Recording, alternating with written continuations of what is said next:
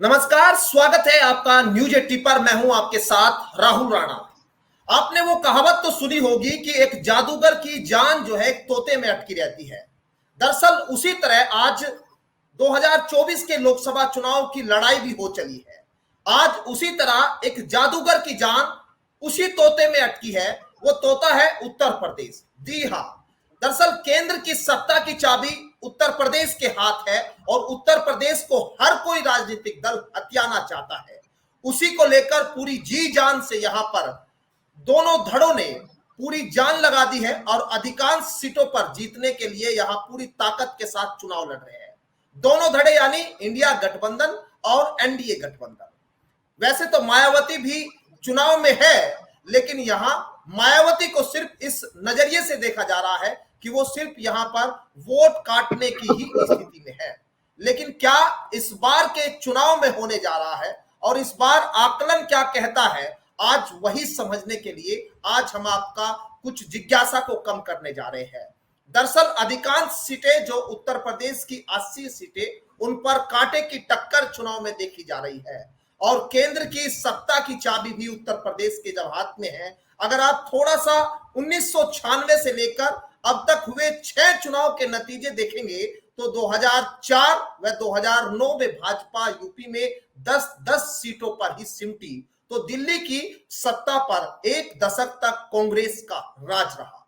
इसीलिए जब पिछले 2014 और 2019 के लोकसभा चुनाव में यूपी में बम्पर जीत यहां बीजेपी ने पाई, तो कहीं ना कहीं उसका नतीजा लोकसभा चुनाव में दिल्ली की सत्ता तक पहुंचने के लिए भी दिखाई दिया। तो आज 2024 का जब लोकसभा का चुनाव और इस 2024 के लोकसभा के चुनाव में यूपी में कौन कितनी सीटें जीतेगा, इसको लेकर जो है वो कवायद तेज है। आज आपकी इस जिज्ञासा को हम कम करने के लिए आज इस शो को लेकर आए हैं और इस शो में आज हमारे साथ वरिष्ठ पत्रकार अनविंद्र कमल जी है, जो यहाँ उनके पास करीब 30 सालों का अनुभव आज आपके सामने वो रखेंगे और आज ये बताएंगे कि आखिर उत्तर प्रदेश में उनका क्या अनुमान है। वैसे तो लगातार जो है अभी तक अनुमान को लेकर बहुत सारे वरिष्ठ पत्रकारों को आप सुन चुके होंगे, लेकिन आज अनविंद्र कमल जी को भी सुनिए, जो एक एक सीट पर बड़ी बारीकी से आपके सामने बताएंगे कि आखिर उत्तर प्रदेश में क्या होने जा रहा है। मैं सीधा अपनी स्क्रीन पर अनविंद्र कमल जी को लेना चाहूंगा और यहाँ आपका बहुत बहुत स्वागत है सर। धन्यवाद राणा जी। और मेरा सवाल सबसे पहले सर यही कि कम से कम मेरा क्या आज उत्तर प्रदेश और देश का सवाल यही कि उत्तर प्रदेश में क्या किसका पलड़ा भारी आपको दिखाई दे रहा है, क्या होने जा रहा है उत्तर प्रदेश में? देखिए, एक मान्यता है और कहा जाता है कि दिल्ली का रास्ता उत्तर प्रदेश से होकर के जाता है। जैसे कभी चरण सिंह ने कहा था कि जब तक गांव में खुशहाली नहीं होगी, यानी कि देश की खुशहाली गांव की खुशहाली से जुड़ी हुई। तो खैर ये चीजें राजनीति में चलती रहती हैं। जहां तक उत्तर प्रदेश की बात है, ये मुल्क का सबसे बड़ा सूबा है और यहाँ पर 80 लोकसभा की सीटें हैं। और पहले नारा दिया जा रहा था कि अब की बार 80 पार। जो प्रदेश स्तर के नेता थे, चाहे वो मुख्यमंत्री ब्रजेश पाठक रहे हों या डिप्टी सीएम केशव मौर्य रहे हों या और नेता रहे हों, नामांकन के दौरान यही बातें थी।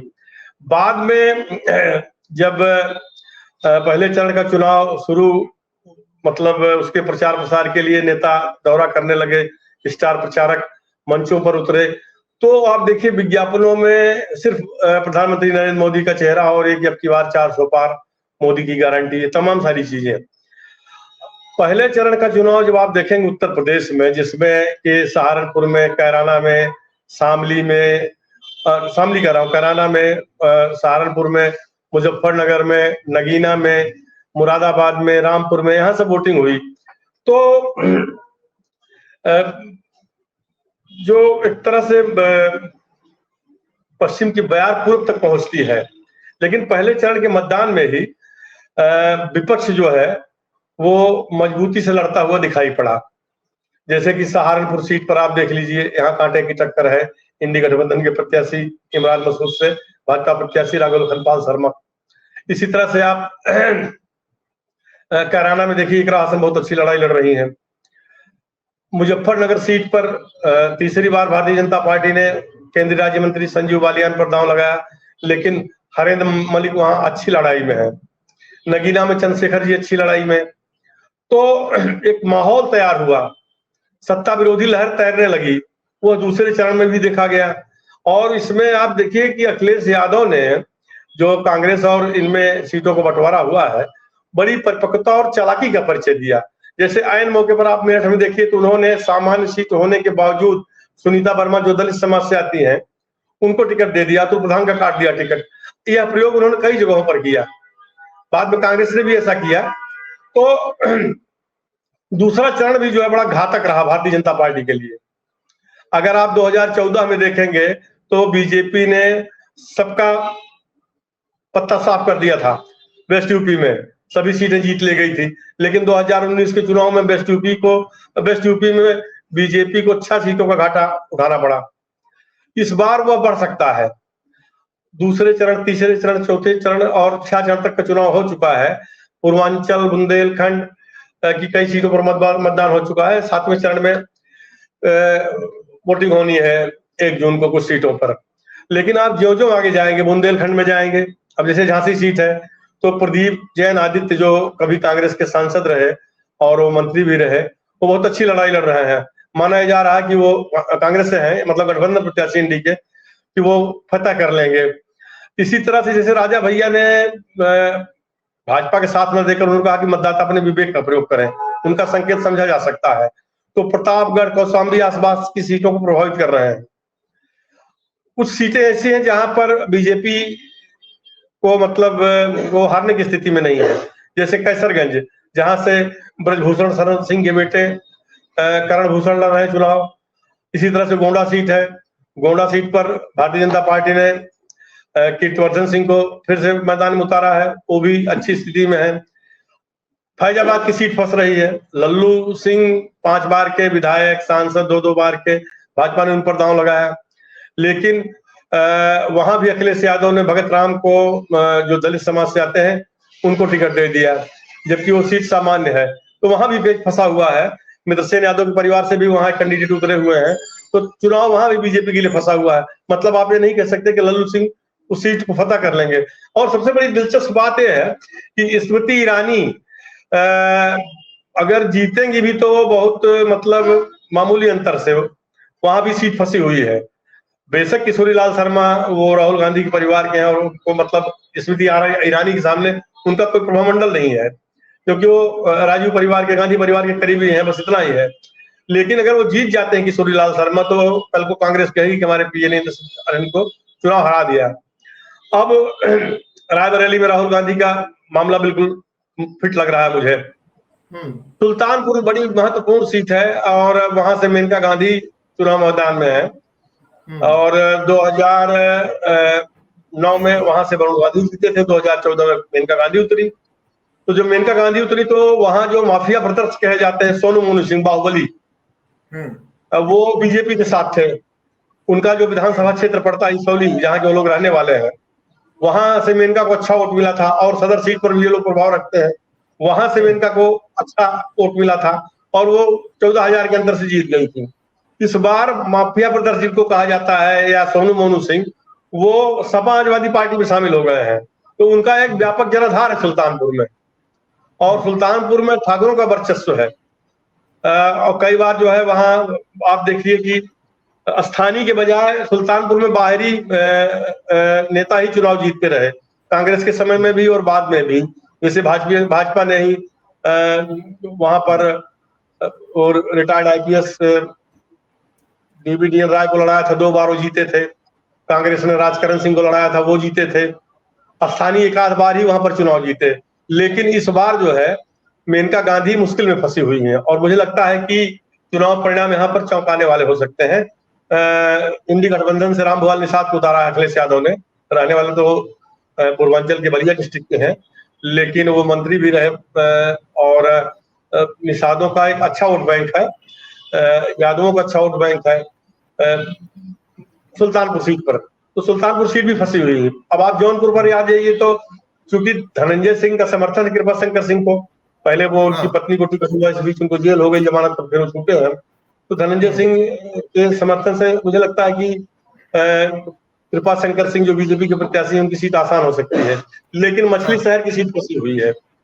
अब आप आ जाइए गाजीपुर में, तो गाजीपुर में अफजल अंसारी बहुत अच्छा चुनाव लड़ रहे हैं, उनको सहानुभूति भी है, और वो लोग मतलब रसूखदार सियासी घराना है, उनकी पकड़ बहुत अच्छी है। तो वो पारसनाथ राय के मुकाबले जो बीजेपी के कैंडिडेट हैं अफजल अंसारी बहुत अच्छा चुनाव लड़ रहे हैं। घोसी सीट पर ओम प्रकाश राजभर के बेटे अरविंद राजभर चुनाव लड़ रहे हैं, लेकिन वो पसीना पसीना है। जो इंडी गठबंधन के राजीव राय है वो उनको कड़ी टक्कर दे रहा है। हालांकि राजभर और जो वहाँ लोनिया चौहान है, जिस बिरादरी से दारा सिंह चौहान भी बिलोंग करते हैं, और भारतीय जनता पार्टी ने चुनाव से पहले इन दोनों को मंत्री पद से नवाजा है, और ओम प्रकाश राजभर को तो काफी मतलब अच्छे विभाग मिले हैं, जिसमें जिला उनको तो एक ही सीट मिली है राजभर जी को। अगर वो सीट भी हार गए तो फिर क्या मुंह दिखाएंगे वो? देखिए, राजनीति में वो दिखाने वाली बात नहीं होती। देखिए ओम प्रकाश के बारे में तो देखिए वो कोई उनका कोई अस्थाई दीन ईमान नहीं है, न तो कोई सिद्धांत, जहां तक मैं मानता हूं। वो किसी समय योगी को गाली दे रहे थे, मोदी को गाली दे रहे थे, तमाम तल्ख टिप्पणियां कर रहे थे, और उन्होंने यहाँ तक कहा था कि उनसे जूता छुआऊंगा। बाद में फिर घुटने टेक करके आए, उन्हें लगा कि इस तरह से तो जो है वो हार भी जाएंगे तो कुछ नहीं, ऐसा कुछ नहीं कि पराजय हो जाने के बाद वो किसको मुंह दिखाएंगे, या फिर वो तो पहले नहीं अब नहीं, वो बिल्कुल फ्रंट पे है। असल में पूर्वांचल में क्या है कि भर बिरादरी में भी कई नेता उभर गए हैं। बीजेपी ने इनके अलावा राजभर को भी देखिए, जो समाजवादी पार्टी के बनारस से कभी जिलाध्यक्ष रहे, उनको पार्टी में लिया और राज्य मंत्री के पद से नवाजा है। और एसपी में आप देखिए तो रामचंद्र राजभर, कभी ये बसपा सरकार में परिवहन मंत्री हुआ करते थे, प्रदेश अध्यक्ष रहे, उत्तराखंड के प्रदेश अध्यक्ष रहे। तो राजभरों में उनका भी बहुत प्रभाव है, रामचंद्र राजभर का। वर्मा जी, लालजी वर्मा, वो भी समाजवादी पार्टी में है। तो पूर्वांचल में जो चुनाव है वो जाति समीकरणों में बहुत उलझा हुआ है। जाति जटिलताएं पश्चिम से ज्यादा पूर्वांचल में है, और उसमें इस बार स्थितियां बीजेपी के लिए बड़ी सुखद नहीं है, शुभ संकेत नहीं है। आप आजमगढ़ सीट देख लीजिए, उपचुनाव में दिनेश लाल यादव निरहुआ जीत गए थे, तब गुड्डू जमाली जो है वो बसपा से चुनाव लड़े थे, उन्होंने काफी वोट बैंक जो है वो खींच लिया समाजवादी पार्टी प्रत्याशी धर्मेंद्र यादव का। तो अब धर्मेंद्र को वहां पर हार खानी पड़ी, लेकिन इस बार धर्मेंद्र ठीक पोजीशन में है। तो मेरे कहने का लब्बो लुबाब कुल ये है कि जैसे पूर्वांचल में गाजीपुर है, घोसी है, और आपका आजमगढ़ है, इधर सुल्तानपुर, रायबरेली और कौशाम्बी, प्रतापगढ़, यहाँ आप इसको कमजोर मत समझिए इंडी गठबंधन को। बेशक कैसरगंज, गोंडा और बस्ती, ये सब सीटों पर बीजेपी जो है वो चुनाव जीत सकती है। फैजाबाद जैसी इंपॉर्टेंट सीट पर, जहां पर कि राम मंदिर की स्थापना हुई और सारी चीजें आप देखेंगे भाजपा इस प्रयास में थी, और ये पूरे देश का चुनाव जो है वो राम मंदिर ड्राइव करेगा, लेकिन वैसा हो नहीं सका। तो कुल मिलाकर उत्तर प्रदेश में भारतीय जनता पार्टी की चुनौतियां जो है वो पहाड़ जैसी हैं इस बार, और बीजेपी नेतृत्व इस बात को समझ रहा है। इसके इतर अगर आप बात करें तो अदर स्टेट में भी भारतीय जनता पार्टी को 2019 के मुकाबले काफी नुकसान उठाना पड़ रहा है। इसीलिए जो तटस्थ और गोदी मीडिया को छोड़ दीजिए आप, उसका जो गुणगान है या जो उसकी चारण शैली है, तो चाहे जितने भी नामचीन चैनल मैं तो खुल के कह रहा हूँ, उनकी बातों पर या उनकी खबरों पर आम आवाम को यकीन नहीं है, तो उन पर मत जाइए। लेकिन जो तटस्थ मीडिया, जिसमें आप यूट्यूब चैनल्स हैं, आप जैसे लोग हैं, और बड़े पत्रकारों में नाम तो रवीश कुमार, पुण्य भूषण वाजपेयी, संजय शर्मा, अभिसार शर्मा, इस तरह से एक लंबी फहरिस्त है। तो आप इनका विश्लेषण देखिए तो लग रहा है कि नहीं, मोदी जी पसीने पसीने। पहली बार ऐसा हुआ कि प्रधानमंत्री जी अपने जो अंबानी के चैनल है उनके पत्रकारों को बुला बुला करके इंटरव्यू दे रहे हैं, लेकिन उस पर लोगों को यकीन नहीं हो रहा है। ये आज तक जैसे चैनल है, और भी इनके एंकरों को देखिए किस तरह से पब्लिक दौड़ा दौड़ा करके विरोध कर रही है, और ये लोग अब मैनेज करने में आ गए कि हम जहाँ जाए वहां विरोध न हो। फिर भी पब्लिक है, कई जगह पर तो इनके हेलीकॉप्टर को दौड़ा लिया गया और सुरक्षा घेरे में कश्यप को जाना पड़ा। तो ये भी जो एक मतलब नैरेटिव गढ़ा गया, उसके लिए ये मोदी मीडिया बहुत दोषी है, बात में दूसरी तरफ लेकर के चला गया, और वो इसके केंद्र बिंदु में भी है। इस पर यकीन नहीं किया जाना चाहिए। उस पर अगर आप यकीन करेंगे तो आप समझिए कि भ्रम जी रहे हैं, वैसे जैसे फ्रिज में रखी हुई सब्जियां ताजा होने का भ्रम जीती है। तो नहीं, हमारे देश हमारा भावनाओं का देश है, लोग हाँ जज्बात में आकर के भी वोटिंग कर रहे हैं, तमाम हाँ। जादू टोना छूमंतर सब कुछ हो रहा है, लेकिन हमारे ऐसा जो नहीं है। दर्शक, अनविंदर जी, हमारे जो दर्शक है ना बहुत समझदार है, वो सब की जी सुनते हैं, लेकिन जो उन्होंने एक परसेप्शन बनाना है वो उस पे जाके निष्कर्ष निकालते हैं सबकी सुनने के बाद, वो एक जगह नहीं जाएंगे। खैर, जी जी लेकिन उत्तर प्रदेश में देखिए, उत्तर प्रदेश में आपने जिस तरह से कहा कि यहाँ पर इंडिया गठबंधन को आप हल्के में नहीं ले सकते। इंडिया गठबंधन जी और एनडीए के बीच में अगर हम सीटों पर थोड़ा सा अगर समझे, पिछले 2019 के मुकाबले इस बार आपको क्या नुकसान बीजेपी को लग रहा है कि हो सकता है इस चुनाव में? देखिए, बीजेपी को 10-12 सीटों का नुकसान होगा उत्तर प्रदेश में, हम्म और उसमें पश्चिम की भी सीटें होंगी, मिडिल की भी, बुंदेलखंड अवध क्षेत्र की भी होंगी, और पूर्वांचल की भी सीटें होंगी, जहां पर इनको जो है नुकसान उठाना पड़ेगा भारतीय जनता पार्टी को। यानी आपके हिसाब से इंडिया गठबंधन 20-22 सीट जीत सकता है उत्तर प्रदेश में, इस आज के उतना आपके तो अनुमान? जीतेगा ही, इससे ज्यादा भी हो सकता है। हाँ इतना तो 20 के ऊपर तो जाना ही जाना है। इसके अलावा दरअसल दलितों का जो वोट बैंक है वो हाँ, मैं उसी पे आ रहा था। काफी कुछ जो है इंडी गठबंधन को गया है, क्योंकि उनको लगता है कि अगर हम बीएसपी कैंडिडेट को वोट करेंगे तो पानी में जा रहा है, और जो भाजपा विरोधी मानसिकता के लोग हैं, या जो मतलब इस सरकार से असहमत है, उन मतदाताओं का, खासतौर से दलितों का 70-80% वोट बैंक जो है वो खिसका है। और अखिलेश यादव ने बड़ी सूझबूझ के साथ दलित नेताओं को भी खड़ा किया है। जैसे डॉक्टर राहुल भारती हैं, तो वो जगह जगह मंचों पर अखिलेश यादव के साथ रहे, पश्चिम में भी मैंने देखा, पूर्वांचल वगैरह में भी देखा, अच्छे वक्ता है डॉक्टर राहुल भारती। और भी कई दलित चेहरे हैं जिनका प्रयोग किया अखिलेश यादव ने, और उसका फायदा जो है इंडी गठबंधन को मिलता नजर आ रहा है। ठीक है, मैं एक सवाल मायावती को भी आपसे थोड़ा समझना चाहता हूं कि आप मायावती को इस चुनाव में कहां देख रहे हैं? जिस तरह से मायावती अलग चुनाव लड़ी, अलग थलग चुनाव लड़ी, उत्तर प्रदेश में कोई सीट आपको लगती है मायावती जीत पा रही है यहाँ? देखिए, मायावती जी भी बहुत मतलब अनुभवी राजनेता हैं, वो इतने बड़े सूबे की 4 बार सुल्तानी कर चुकी हैं, तो इस बार उन्होंने कच्ची गोली खेली, जहां तक मैं मानता हूं, गठबंधन ना करके। हो सकता है कोई दबाव भी रहा हो। बीएसपी कभी नहीं चाहती कि समाजवादी पार्टी मजबूत हो, और समाजवादी पार्टी ये चाहती है कि बीएसपी के साथ कभी कांग्रेस भी ना मजबूत हो। गठबंधन मजबूरी कर रहा है। उत्तर प्रदेश में मुलायम सिंह भी यही चाहते थे कि बीजेपी भले सत्ता में आ जाए, कांग्रेस ना आने पाए। इसलिए आप देखिए कि उनको 17 सीटों पर ही संतुष्ट होना पड़ा कांग्रेस को। लेकिन राहुल गांधी ने भी बहुत सूझबूझ के साथ काम लिया, क्योंकि अगर वो ज्यादा असहमत होते सीटों को लेकर के, देखिए उत्तर प्रदेश में कांग्रेस का जनाधार कुछ नहीं है, जीरो है। सपा के साथ उसको संजीवनी मिली हुई है।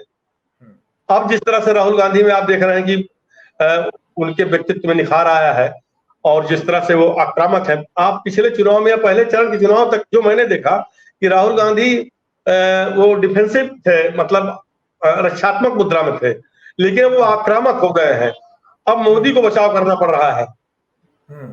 अलीगढ़ में जो पहली सभा हुई, जिसमें मोदी ने कहा कि तुम्हारी संपत्ति ये लोग छीन करके मुसलमानों में बांट देंगे, तो ये सब बात कहां से आई? उसके पहले वो नागपुर गए थे, आरएसएस के कैंप में रात उन्होंने गुजारी, और वहां से उनको गाइडलाइन दी गई कि अब इससे कुछ नहीं होगा, राम मंदिर ड्राइव नहीं कर पा रहा है चुनाव को, और आप एक लीग खींचिए। उसके बाद से वो लगातार इस तरह की चीजें कर रहे हैं, मतों को ध्रुवीकरण के लिए।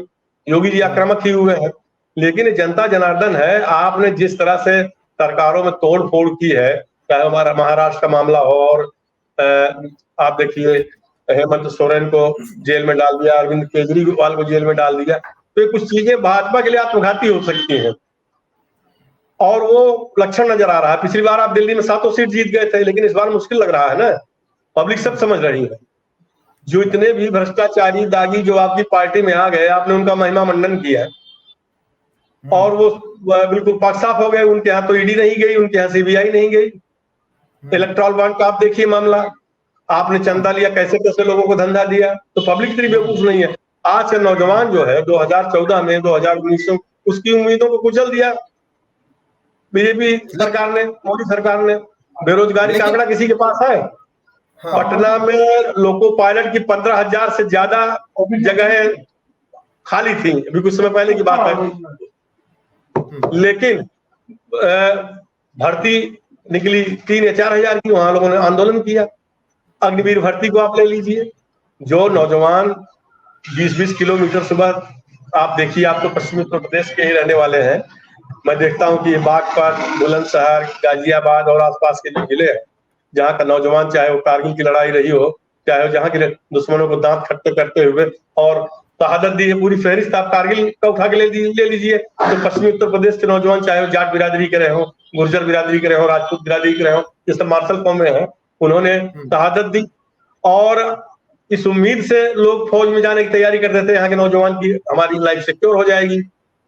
अब उनको आप 5 साल का जो है, इसके बाद वो फिर क्या करेंगे, ये कोई तय नहीं है, तो उनमें भी आक्रोश है। ठीक और है,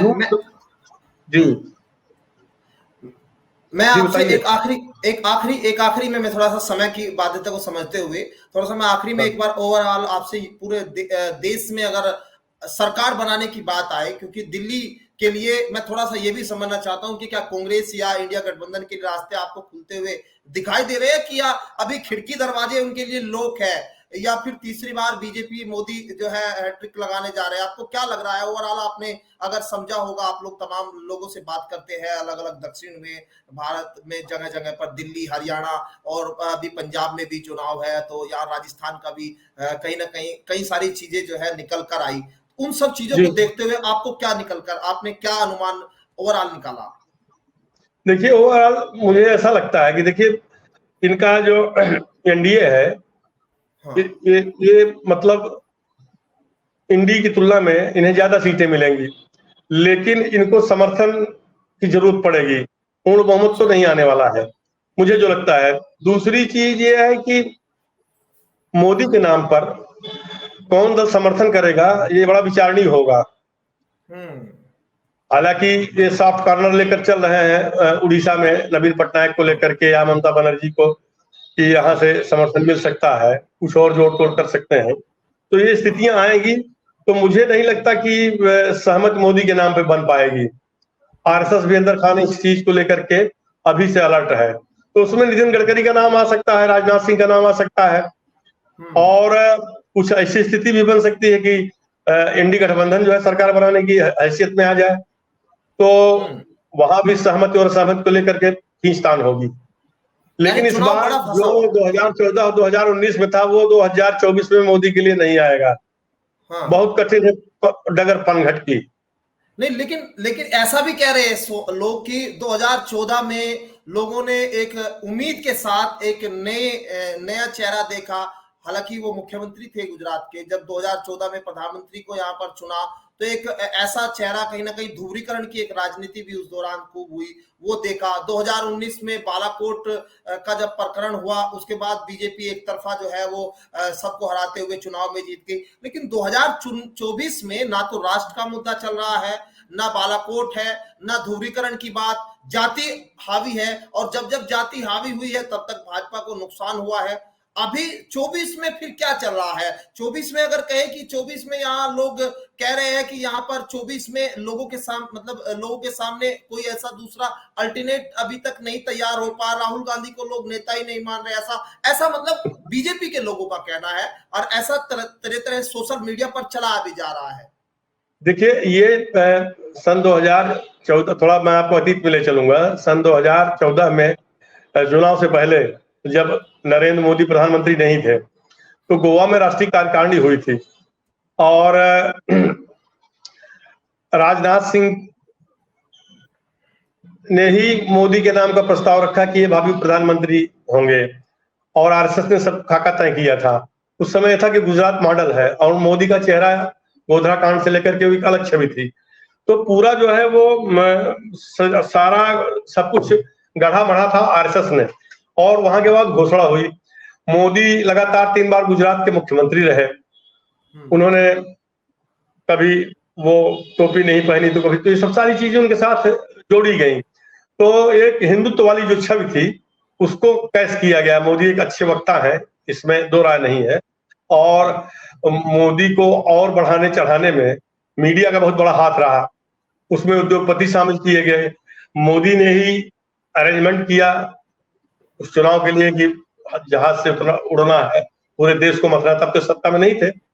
और 2014 में सपने बहुत दिखाए गए कि 15 लाख खाते में आएगा, काला धन वापस आ जाएगा, 2 करोड़ लोगों को रोजगार मिलेगा। ये 2014 का मामला है।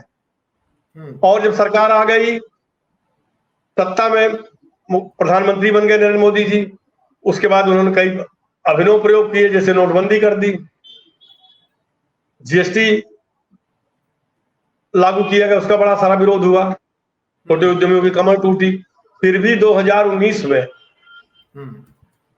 मोदी का प्रभामंडल क्षीण नहीं हुआ था, और जो भी तथाकथित एजेंसियां हिंदुस्तान के बाहर की सर्वे किया उन्होंने, तो ये हुआ कि नहीं, प्रधानमंत्री नरेंद्र मोदी का आभा मंडल कम नहीं हुआ है। और हुआ भी 2019 में इन्होंने फिर से जो है अपनी सरकार बनाई।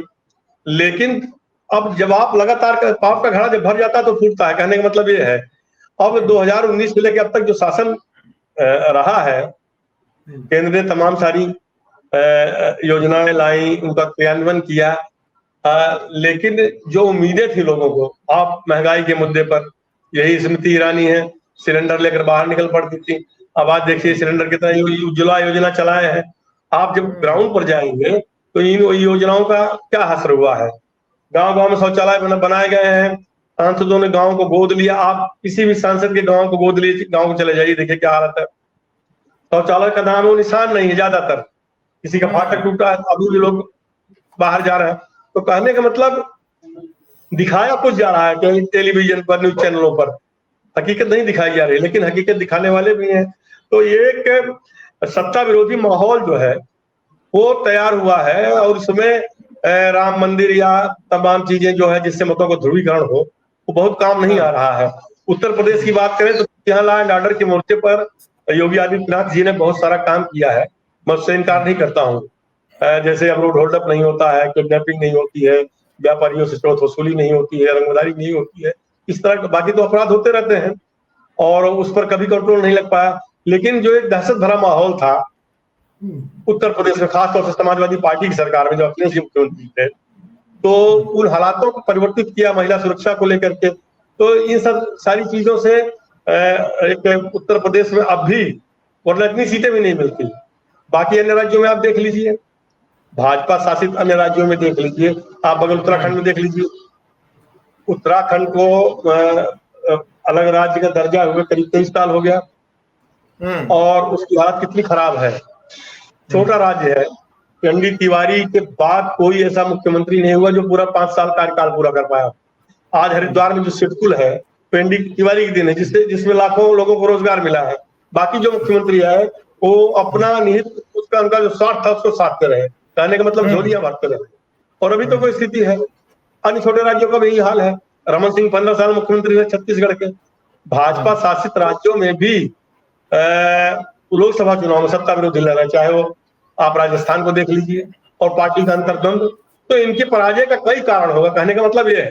चल ठीक, कहीं ना कहीं आसान तो इस बार जो है सत्ता की चाबी नहीं दिखाई दे रही है। अनविंदर जी, आपने अपना समय दिया, बहुत बहुत शुक्रिया आपका।